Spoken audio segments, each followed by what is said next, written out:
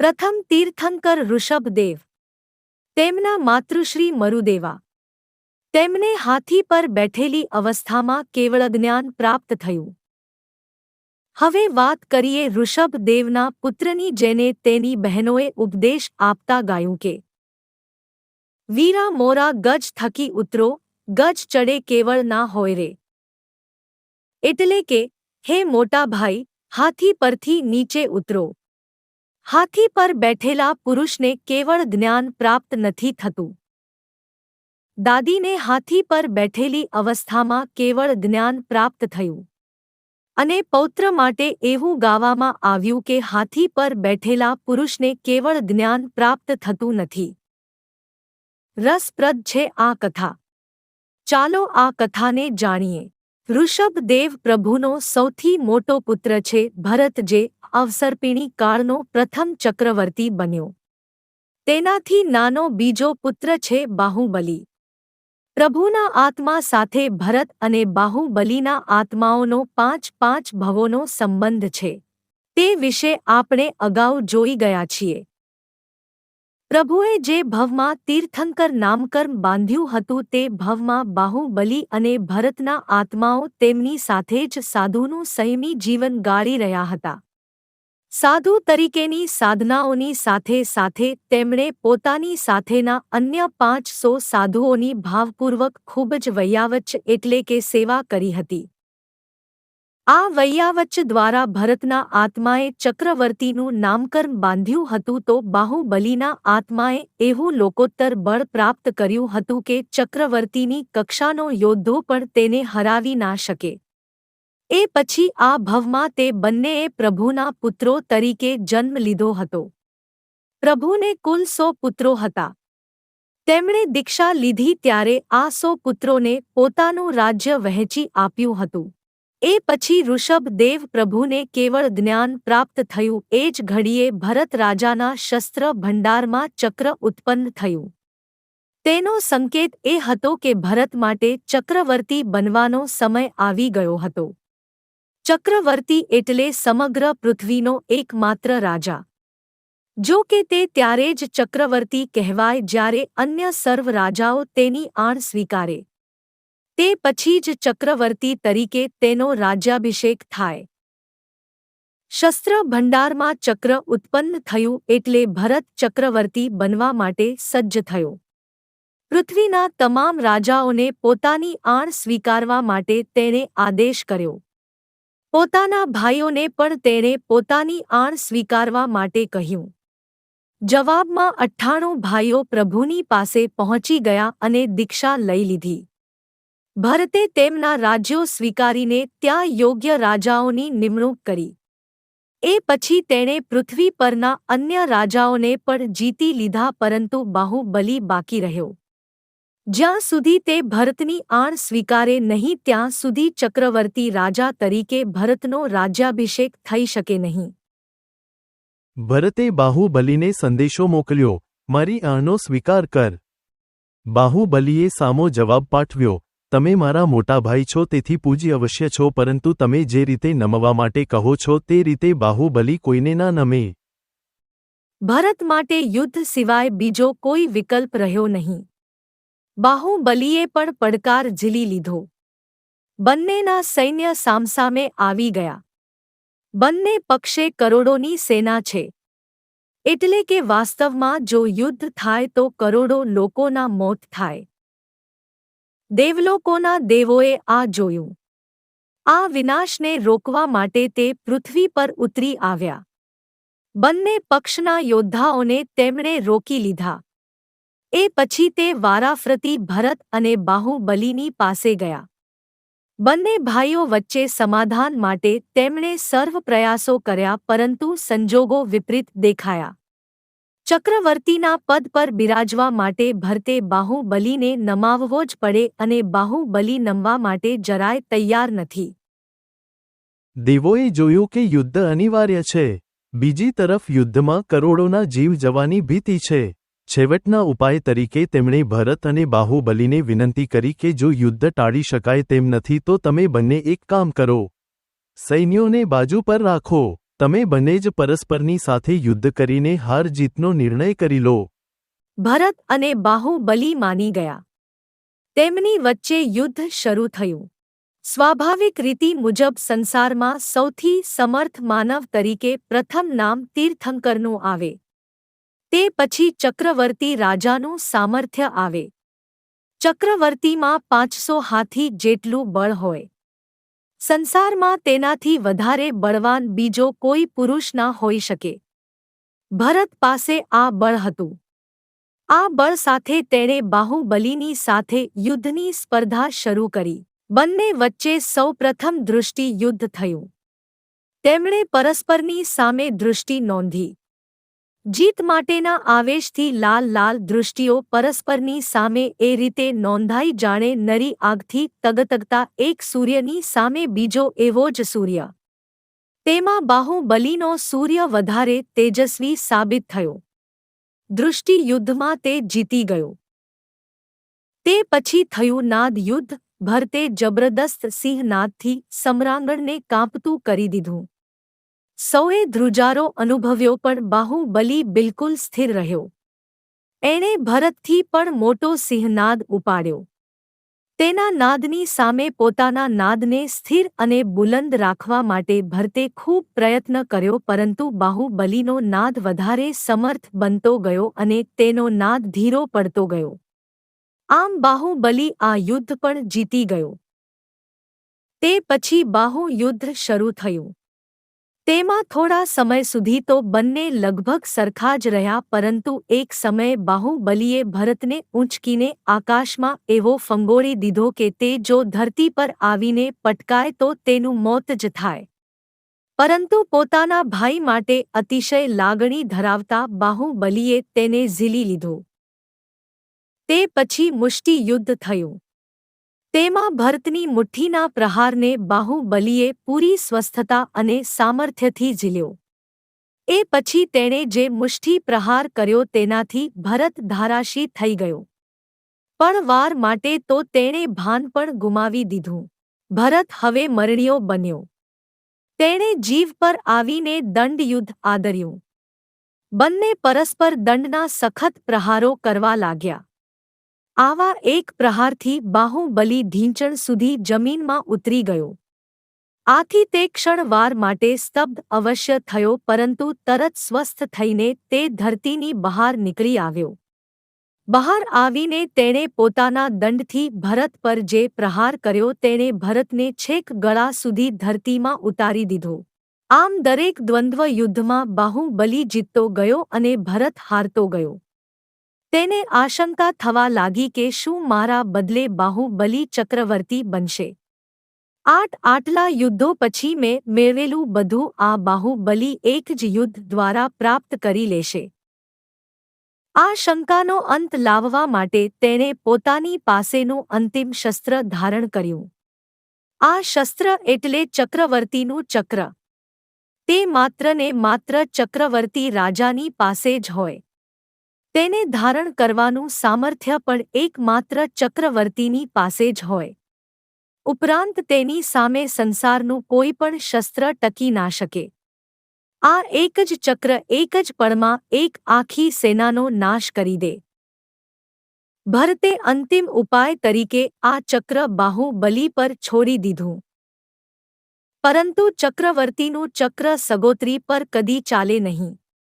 સગોત્રી એટલે જેમની વચ્ચે લોહીની સગાઈ હોય તેવા સંબંધીઓ. ભરત અને બાહુબલી એક જ પિતાના બે પુત્રો હતા. આથી બાહુબલી પર હોડાયેલું ચક્ર પોતાની અસર બતાવ્યા વગર તેની પ્રદક્ષિણા કરીને ભરતની પાસે પાછું આવી ગયું. આમ ભરતનું અંતિમ શસ્ત્ર પણ નિષ્ફળ ગયું.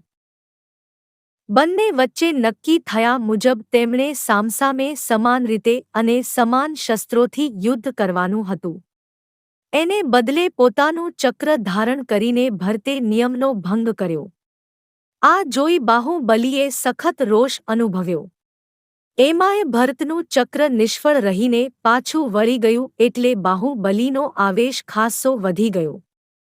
ભરતને તો ચક્રની જરૂર છે, પરંતુ મારા માટે તો મારી મુઠ્ઠી જ એક અમોઘ હથિયાર છે. આ ભાવ સાથે તેણે મુઠ્ઠી વાળી દીધી અને ભરત પર તેનો પ્રહાર કરવા માટે દોટ મૂકી. તે ભરતની પાસે આવી ગયો પ્રહાર કરવા માટે, અને ભરતને ખતમ કરી દેવા માટે એણે મુઠ્ઠી ઉગામી પણ દીધી. પણ આ તો પરમપિતા ઋષભદેવનો પુત્ર, વળી પૂર્વ ભવનો સાધુ. એમાંય ભરતની સાથે જ રહીને તેણે સાધનાઓ કરેલી તથા સાધુઓની વૈયાવચ્ચ પણ કરેલી. એ સંસ્કાર આ પળે જ જાગ્યા. બાહુબલીની મુઠ્ઠી હજુ હવામાં છે ત્યાં જ તેની અંદરથી જાણે એક નાદ આવ્યો. આ કોણ કરી રહ્યું છે પ્રહાર? અને કોના પર? એક સગો ભાઈ બીજા સગા ભાઈ પર? એક તીર્થંકરનો પુત્ર તેમના જ બીજા પુત્ર પર? ના, આ મારા સંસ્કાર ના હોઈ શકે. અને શા માટે હું મારા સગા ભાઈને મારી નાખવા માટે તૈયાર થયો છું? માત્ર સત્તા માટે? સત્તાની આ તે કેવી લાલસા? કદાચ પિતાશ્રી રાજ સત્તાની આ પાપી વાસ્તવિકતા સારી રીતે જાણી ગયા હતા. આથી જ તેનો ત્યાગ કરીને તેમણે દીક્ષા લઈ લીધી. મારા 98 ભાઈઓએ પણ આ જોઈને જ દીક્ષા લીધી હશે ને? શું કરવાનું આ સંસારમાં રહીને? માત્ર સંહાર જ કરવાના ને? એને બદલે પોતાની અંદરના પાપોનો જ સંહાર શા માટે ના કરવો? મનમાં આ વિચારો જાગ્યા તે સાથે બાહુબલીના ભાવ બદલાઈ ગયા. આંખોમાંથી યુદ્ધની રતાશા દૂર થઈ ગઈ. મુખ પર મૃદુતા તરી આવી. તેણે ભરતની સામે જોયું અને સ્વાભાવિક સ્નેહ સાથે કહ્યું, માફી માગું છું ભ્રાતાશ્રી. સત્તાનો અહંકાર મને એવો નડ્યો કે હું તમારી સાથે માત્ર યુદ્ધ કરવા માટે જ નહીં પરંતુ તમને મારી નાખવા માટે પણ તત્પર બની ગયો.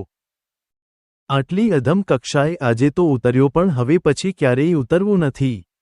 અને એ માટેનો શ્રેષ્ઠ રસ્તો એ છે કે જે માર્ગે પિતાશ્રી ચાલ્યા તે જ માર્ગ હવે મારે પણ લઈ લેવો. અને જે મુઠ્ઠી ભરતને મારવા માટે ઉગામી હતી એ જ મુઠ્ઠીથી બાહુબલીએ પોતાના મસ્તક પરના વાળનો લોચ કરી દીધો. દીક્ષા લેતી વખતે જૈન સાધુઓ આ વિધિ કરતા હોય છે. આ વિધિથી બાહુબલીએ યુદ્ધની ભૂમિને ધર્મની ભૂમિ બનાવી દીધી. ત્યાં જ તેણે સાધુના વ્રત ધારણ કરી લીધા અને તપસ્યામાં સ્થિર થઈ ગયો. ભરતે આ જોયું. તેને પણ પશ્ચાતાપ થયો. તેણે બાહુબલીના સ્થાને તેના પુત્રને તેની ગાદી પર બિરાજમાન કર્યો. હવે બાહુબલીએ એક સાધુની જેમ તપ કરવાનું તો આરંભી દીધું પરંતુ વિધિપૂર્વકની દીક્ષા લેવા માટે તે પ્રભુની પાસે ના ગયો. આના કારણમાં છે તેના મનમાં રહેલો એક અહંકાર. બાહુબલી પહેલા તેના 98 ભાઈઓ દીક્ષા લઈ ચૂક્યા છે. તે સૌ ઉંમરમાં તેનાથી નાના છે પરંતુ વ્રત તથા જ્ઞાનમાં તેના કરતાં ઘણા આગળ છે. બાહુબલી જો હમણાં પ્રભુની પાસે જાય તો તેણે પ્રભુની સાથે સાથે આ ભાઈઓને પણ વંદન કરવા પડે. તેના અહંકારને આ ખટકે છે.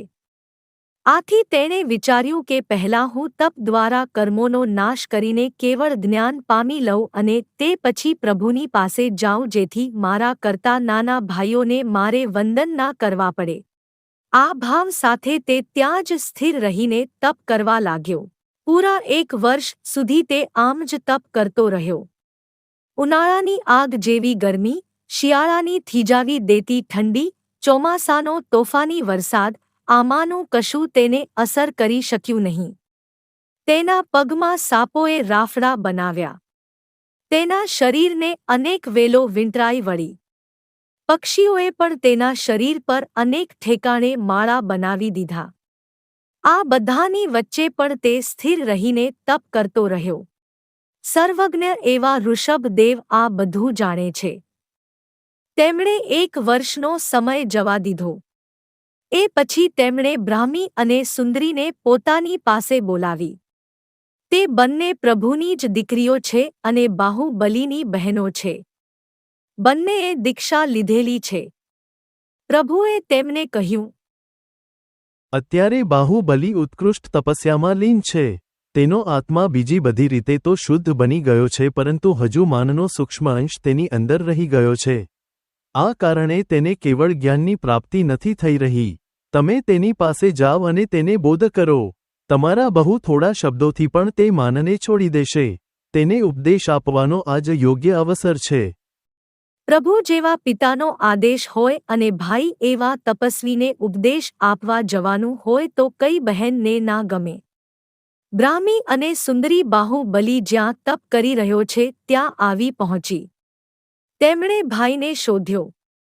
અનેક વેલાઓથી વીંટાયેલો બાહુબલી પહેલાં તો દેખાયો જ નહીં. છેવટે તેમણે તેને જોયો.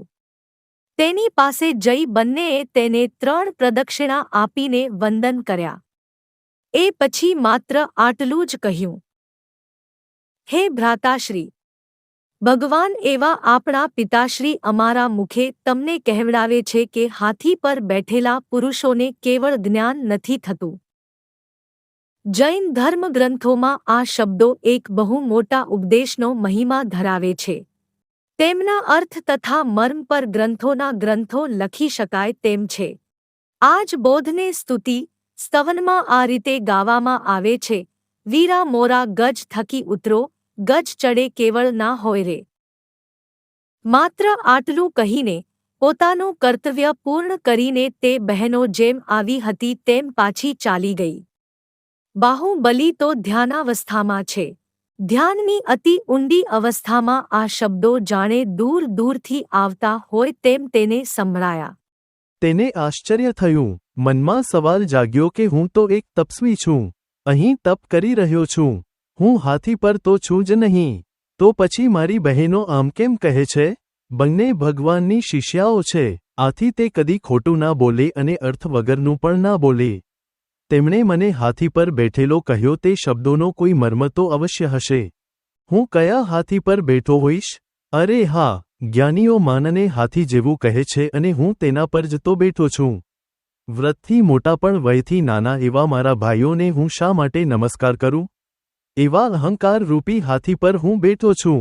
તો હવે આ હાથી પરથી હું ઉતરું. સંયમી ભાઈઓની સન્મુખ જાઉં. તેમને ભાવપૂર્વક વંદન કરું. તેમના સાધુપદની આગળ મારા શીશને નમાવી દઉં. આ ભાવ સાથે બાહુબલીએ પગ ઉપાડ્યો. અને જ્યાં પગ ઉપાડ્યો ત્યાં જ તેને કેવળ જ્ઞાન પ્રાપ્ત થયું. આવી છે કેવળ જ્ઞાનની વાત. ચક્રવર્તીને પણ હરાવવાની શક્તિ ધરાવતા બાહુબલીને એક સૂક્ષ્મ અહંકાર નડી ગયો. તેણે 1 વર્ષ સુધી અત્યંત ઉગ્ર તથા ઉત્કૃષ્ટ તપ કર્યું, પરંતુ તે જેના માટે આ તપ કરી રહ્યો હતો તે કેવળ જ્ઞાન તેને પ્રાપ્ત ના થયું. અને જ્યાં તેણે આ અહંકાર ત્યાગીને માત્ર એક જ પગલું ભર્યું ત્યાં તેનો આત્મા કેવળ જ્ઞાનના પ્રકાશથી ઝગમગી ઉઠ્યો. કહેવાનું તાત્પર્ય એ છે કે આપણા ભાવમાં જો ક્યાંક જરા પણ અશુદ્ધિ રહી જાય છે તો ગમે તેટલી ઉત્કૃષ્ટ સાધના પછી પણ તેનું ફળ મળતું નથી. સાધનામાં આપણું મન, આપણા ભાવ શુદ્ધ હોવા જોઈએ. આપણું સાધ્ય શુદ્ધ હોવું જોઈએ. જ્યાં આ બધું હોય ત્યાં આત્માને શુદ્ધ બનતા અને કેવળ જ્ઞાનનો પ્રકાશ પામતા બહુ સમય લાગતો નથી. કેવળ જ્ઞાન આપણાથી બસ એક જ પગલું દૂર હોય છે. ચાલો તે પગલું ભરીએ.